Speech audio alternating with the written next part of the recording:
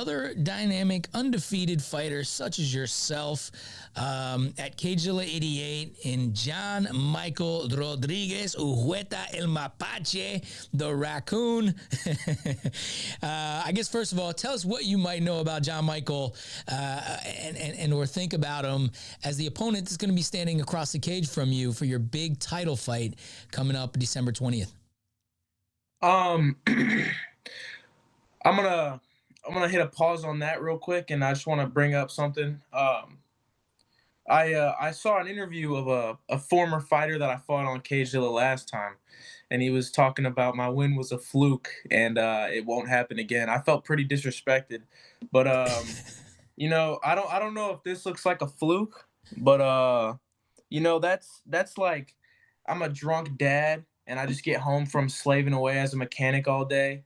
And I get home and my son doesn't have a beer ready for me on the table, and I just start beating the piss out of him. That's what that looks like right there. He's like, oh, he's got his eyes closed, he's got his arms extended. That doesn't look like a fluke to me. I got it pulled up on the TV over here. Let me show you. Let me see here. I want you to tell me if this looks like a fluke.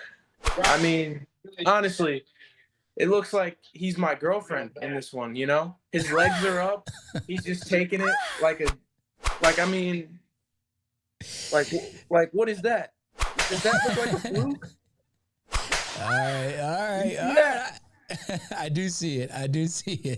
I don't know if that looks like a fluke, man. His legs are in the air. I've never seen a heterosexual man be in that position before, but hey, well, yeah. So I guess we'll leave this individual maybe unnamed, but he will be fighting on this same card and looking to get a couple more back in the win column. I'm sure he's looking at you and possibly wants to maybe run it back with you. I'm not sure what will happen, what the trajectory will be. But yeah, man, give us, I guess, your thoughts on your upcoming opponent, because that's really where your head space is at. I think, all jokes aside, I love how you like to rub it in a little bit and make a little joke where you can. But I mean, right now you got a dangerous John Michael Rodriguez in front of you. He's a guy who he doesn't know defeat yet.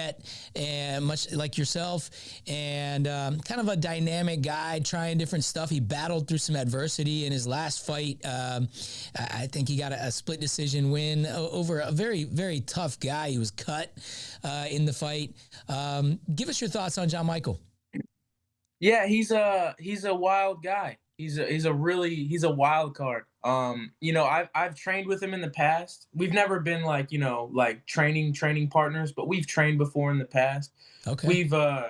We've known each other for quite some time. We came from the same Street Beefs background.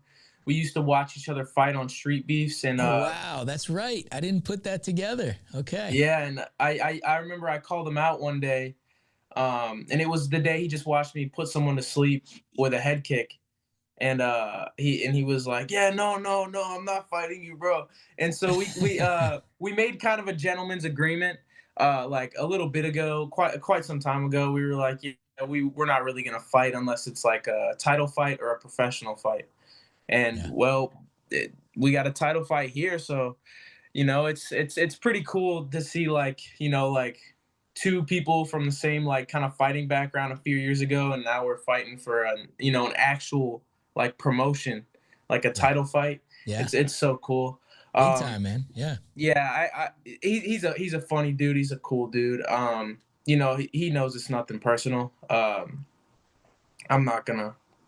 It's nothing personal. He's a great dude though. Wild dude. I'm gonna be ready for whatever.